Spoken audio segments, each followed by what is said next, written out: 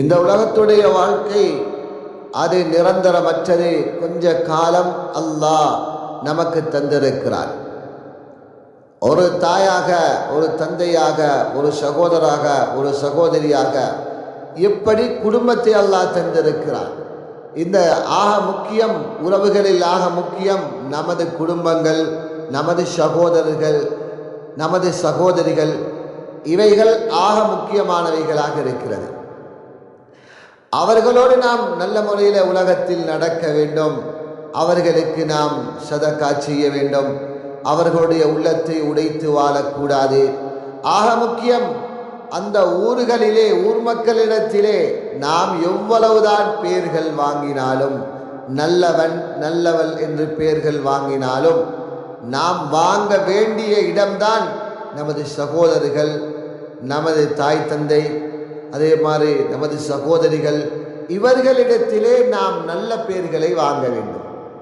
ஆக முக்கியம் நமது மார்க்கம் சொல்கிறது, அவர்கள் கஷ்டத்திலே இருக்கிறார்களா, அவர்களில் சதக்காவை முதலாவது ஆரம்பிங்கள் என்று நமக்கு மார்க்கம் சொல்லி தருகிறது. அதனால் உறவுகளோடு நாம் நல்ல முறையில் நாம் நடந்து கொள்ள வேண்டும்.